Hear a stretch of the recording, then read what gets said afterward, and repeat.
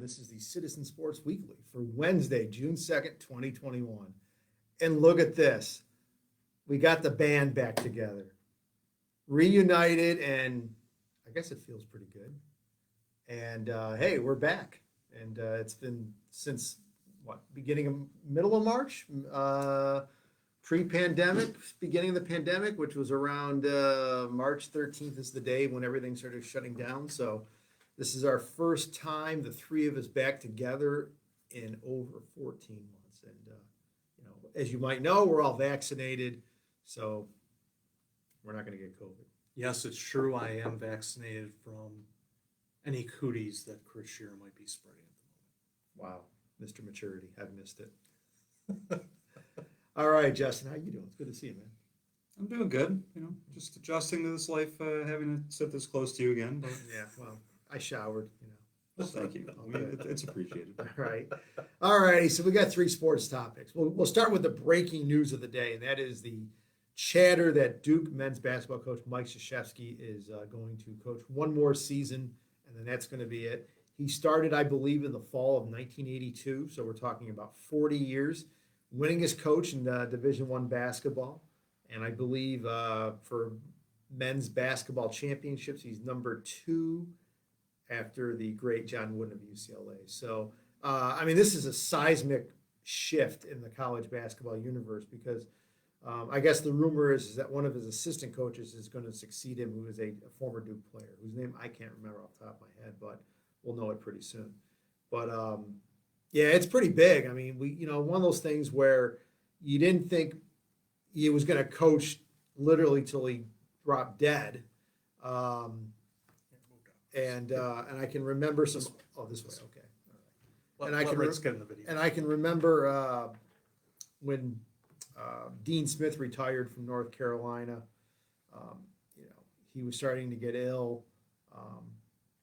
So this is a pretty big piece of news here. And of course, the other thing is it does impact Syracuse. Everybody loves those Duke-Syracuse matchups. Krzyzewski, Boeheim. Boeheim is actually older than Krzyzewski, believe it or not, and started, I believe, his first year at Syracuse was 1976. So this is pretty big news, and it won't be the same. I mean, this is a guy that on the Mount Rushmore of college basketball coaches, he's up there. He's in the top 4 easily. I think you put Bobby Knight, Krzyzewski, John Wooden. For a fourth one, off the top of my head, I can't think of anybody real closely. Maybe Rick Pitino? Rick Pitino, maybe. I was thinking of the Kentucky coach, Adolph Rupp. I think he might be on there too. So it's pretty big news. So, Justin, your thoughts on Mike Krzyzewski stepping down after this coming season? I wonder how much the last season, and then going back to last March when there wasn't a NCAA tournament, I wonder just how much the difficulties of kind of getting through this season wore on an older coach like Coach K.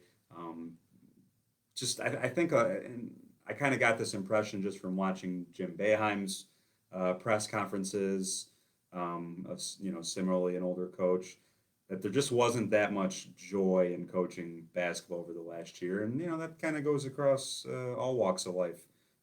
Hasn't been a great year for many due to COVID, and sports has been a lot different. And there wasn't, raucous fans in the crowds at Cameron Indoor. And I wonder how much that kind of wore down these coaches. But you're right. I just like Boeheim, I kind of have my things with Coach K I don't like. I think he oddly embraced the one and done mantra of college basketball over the last few years, which was a bit hypocritical considering his approach for most of his career. But you can't argue with success. There's no Duke basketball without him, and it'll be interesting to see how that program moves ahead without him. Robert? Yeah, it's definitely big news today. Certainly, as you said, Chris, one of the coaching legends in men's basketball, and what he's been able to build and continue to succeed at Duke. I agree with Justin. I think that the last year probably had some impact on this decision. Not only did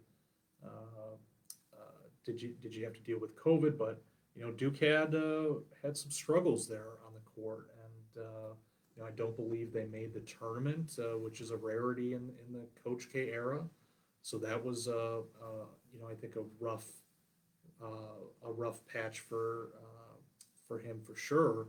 And so I think with Duke going forward, it's going to be interesting to see can they keep the successful program going without the man who built it, and we'll see. But certainly he has a lasting legacy there. Some great games that he's been a part of over the years. It'll be fun to watch this year, this coming season rather.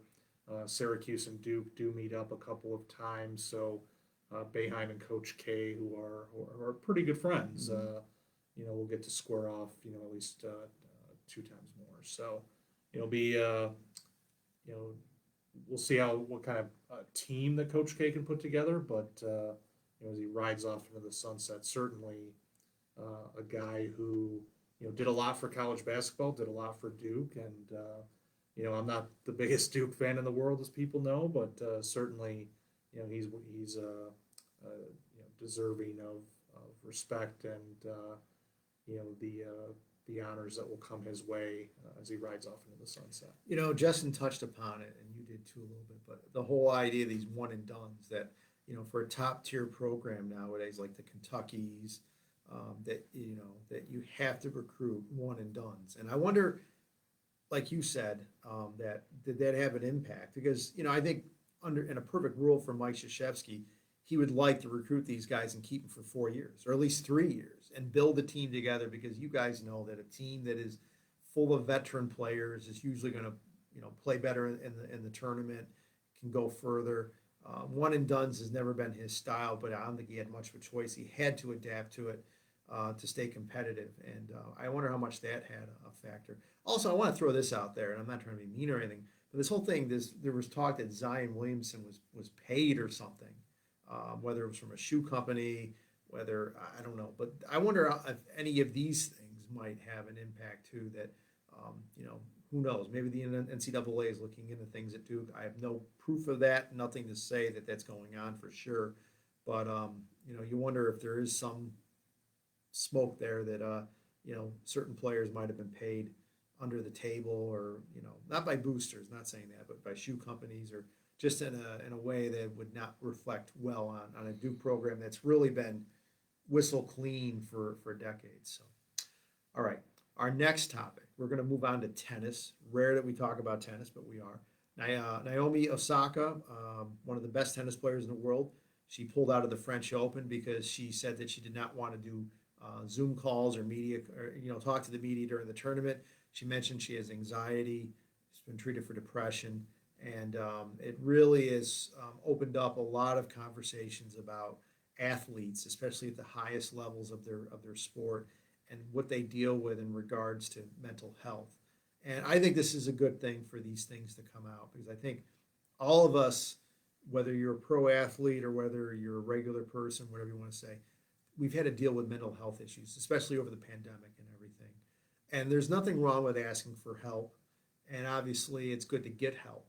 And for Osaka, for her personally, you hope that she gets the help that she needs, that she comes back to playing tennis soon.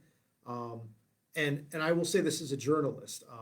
Look, not every journalist in the world is going to ask, I don't want to say nice questions, but some questions may not go over as well as some other questions. Now, as journalists, we need access to athletes or politicians or people that we do stories about. It's how we do our jobs. And some people say, well, why do you have to talk to the athletes? Why do you have to go in the locker room after the game? Those types of things. And I will say that it is needed, because we need access to be able to tell the stories the right way. An athlete's quotes adds to a story, especially a game story. For Justin, who's done many features, some really good ones. He did one last weekend about freshman pitchers.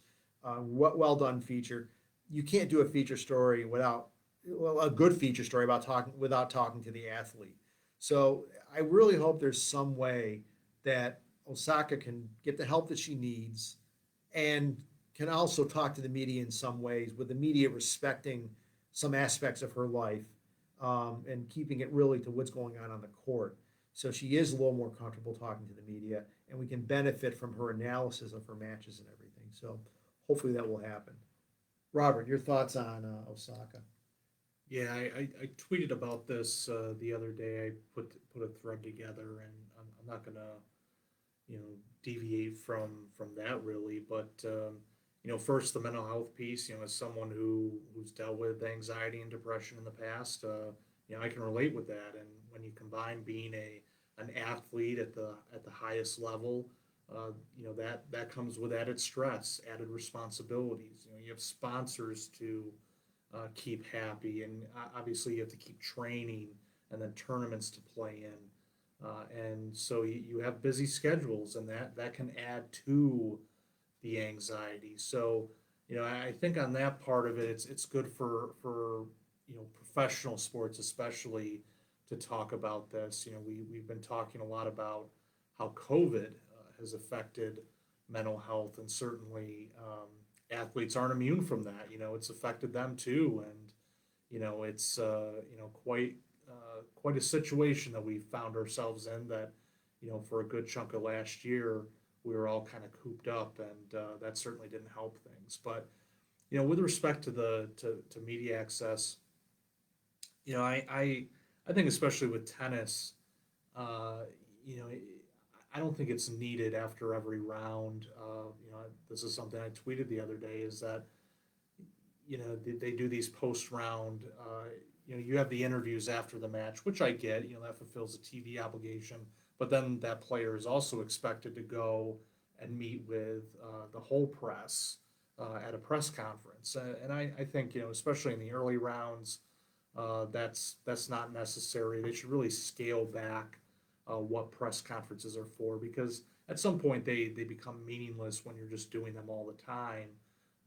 It's one thing to be able to tell a story. It's another to have overkill, where do you really want to talk to Osaka after she wiped the floor with some tennis player that's ranked like 500th in the world, and what could she possibly say about that we don't already know? So I think finding the right balance there is necessary. I do see a benefit to it. When covering different things over the years, whether it's I covered a couple of UFC fights. Having those press conferences there are nice, because you don't get a whole lot of access to those fighters. Covering Tim LaCastro, being able to talk to him in the clubhouse has a benefit, because you get his reaction either pregame or after the game, and that makes for a better story. But I think for different sports you could have different rules applied, and with tennis, I think they need to be a little bit more flexible about how they do it, and really save the press conferences for the major points in a tournament, especially later on after the finals. I don't think you need to do a press conference all the time. I think that would help a player like Osaka, who obviously has some things that she's dealing with away from the court. And I think that the tennis powers that be need to respect that. They need to find a way to strike the right balance. Justin? I don't want to dismiss the mental health aspect. You guys have both touched on that. I think we're fortunate on most ends where we're on one side of being the question asker, and it can be forgotten by journalists, just the pressure of like constantly having to answer questions, and most of the time they're from people you don't necessarily know or have relationships with. That can be stressful. It's like you're almost in a job interview every time you step up to a mic. And I know in my experience doing job interviews and trying to answer questions, it's very stressful. So I don't want to dismiss any of that, but I do think the conversation about media access and how we cover sports, I think it's taken an interesting turn since she released the statement and dropped out of the French Open. And I'm not sure that the conversation is going in a good direction. Like, I saw a tweet yesterday or the day before from your boy, Mike Florio, where he suggested that the NFL should do a 1-year experiment where they don't hold like player availability. And he says that 99% of players would still speak to the media at their own behest. They would go out of their way to speak to the media, and everyone would still be able to get the content they want. Now, I don't know what world Mike Florio lives in, or if he thinks he's covering high school sports, where I know from experience, coaches and for the most part players are happy to talk. Professional athletes are not like that. They talk to the media because it's part of their contract. It's part of their obligation. It's part of their job, and it's just an understanding that that's what you do after a game, or during after a practice, before games, whatever. I'm not saying there can't be changes to how we go about that, but to suggest that we should just do away with this player availability is ridiculous to me. I think of reporters who are on the daily beat, covering whoever it be, whether it be NFL, NHL, NBA, whatever. Those people, every time they go into a locker room, whether they're looking to write a story about someone or not, when they chat with a player, they are building a relationship with that person. And every time you do that, it opens the door for more serious and honest conversation. And oftentimes that's what leads to the best stories, is that a reporter built up a trust with an athlete, and they were willing to kind of open the window a little bit into their life. And I think suggesting that players would want to do that on their own just because so many of them have social media presences, I just think that's flat out wrong. So credit to Osaka for doing what she did, for releasing a statement and kind of explaining what's going on with her, and putting her own personal health first and foremost.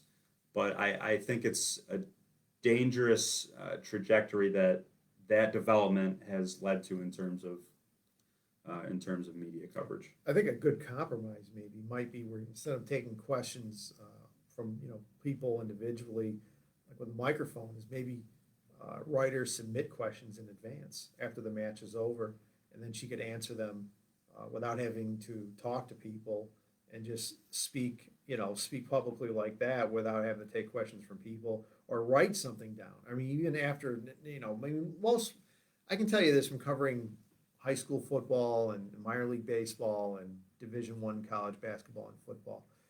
When you cover a game with a bunch of other reporters, okay, most of the time, most of them are going to have the exact same questions about a game. There's a turning point or an individual performance or some aspect of the game that, if you're doing a regular game story, everybody's going to have the same questions, where you could literally just take down a list of these questions, pose them to the player or the coach, and the player or the coach could transcribe. I know that some places they actually transcribe the quotes for you, which is very nice, and do it that way, where there's a compromise. And obviously this takes more time, and if you're on deadline, you don't have that time, which makes it even tougher. But in certain circumstances, I think this would be a good compromise, where the media is getting the information they need for their stories, and the athlete gets some type of privacy, or they don't have to face people and a barrage of questions and different things like that. So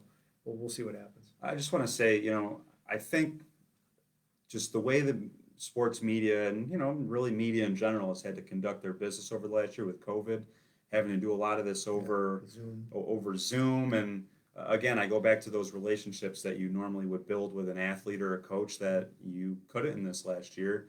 And it's been, I haven't experienced this so much. Like we've done Zoom on our video, but when I've covered sports, I've been fortunate where I can go and talk to a coach, and it's one-on-one, and we'll keep our distance or whatever. But I'm not dealing with necessarily the same problems that a guy on a professional sports beat is. But I've seen kind of firsthand, watching press conferences and stuff, that there's just not that push and pull. Like, you get an opportunity to ask a question, but you don't get to follow up. You don't get to really press them on your on getting an answer if they choose to kind of sidestep you. And I think that's important.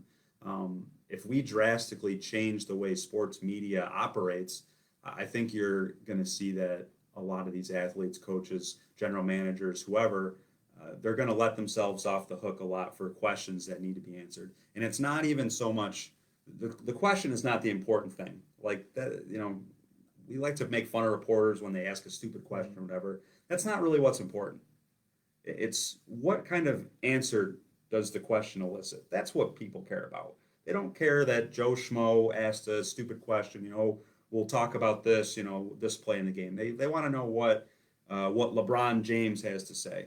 So I just don't, I think the sooner that we return to normalcy in that respect, the better the stories will be, the better the coverage will be. I'm not saying in a vacuum that you can't, for those like Osaka who have difficulty kind of answering questions in a typical manner. I'm not saying in a vacuum we can't adjust things for in those examples, but I don't think there needs to be some drastic overhaul of the way we do business. There can always be improvements, but the most important thing is that the athletes answer the questions and aren't let off the hook. Yeah. Well, I'll just add this one last thing. I remember back in the 80s, Steve Carlton, arguably one of the best pitchers of all time, when he played for the Phillies, and he wouldn't talk to media after games. He wouldn't talk to media at all. And, I don't think MLB ever suspended him.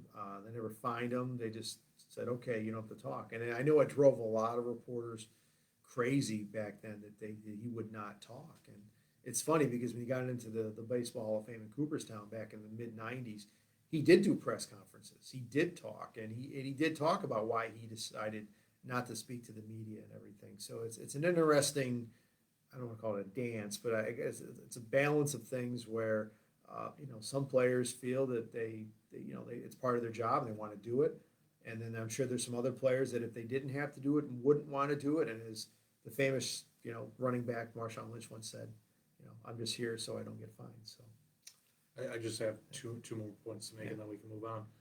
One, I think this is easier for athletes to push for, and I think Osaka is doing it for legitimate reasons, but we know that there are certainly other athletes out there that they just don't want to talk to the press.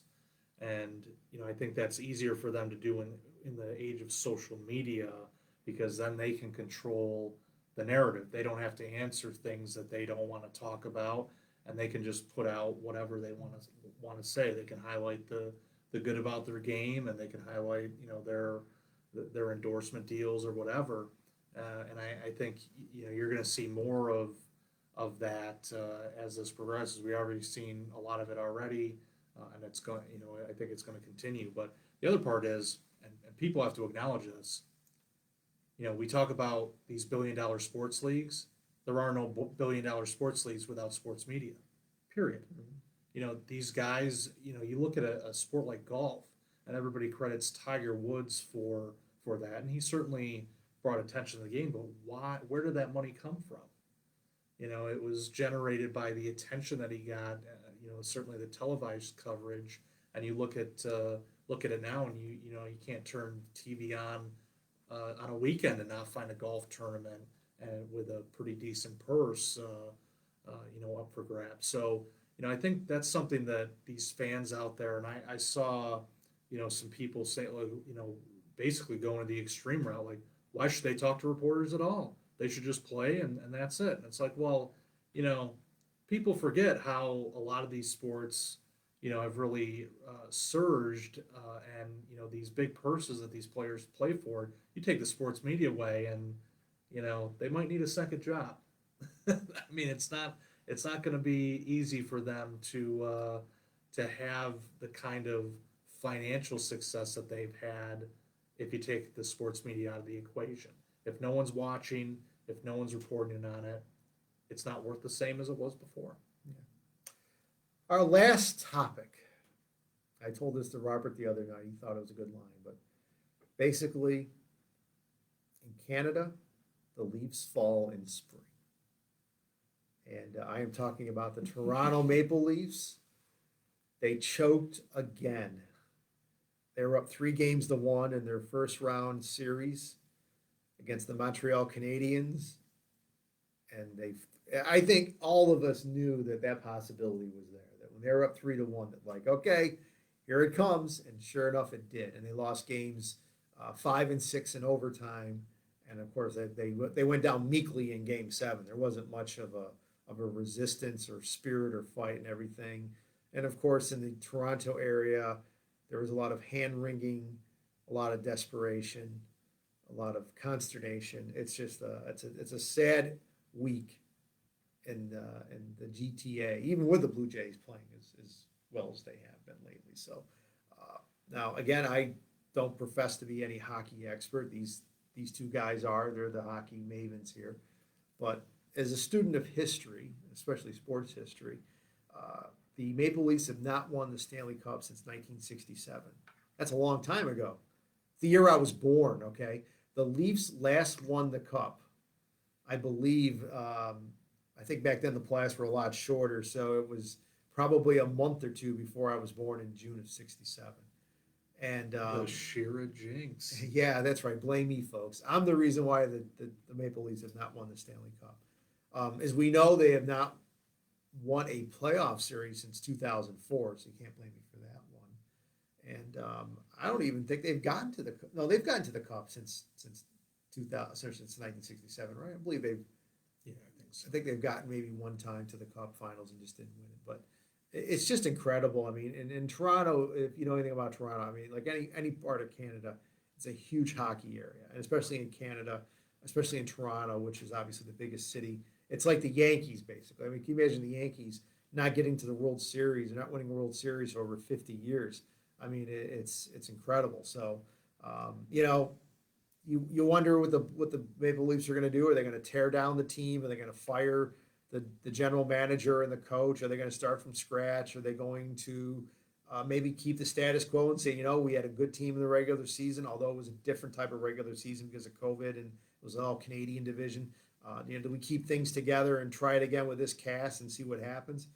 It'll be interesting to see how this plays out during the offseason. So, Justin, your thoughts on the Maple Leafs?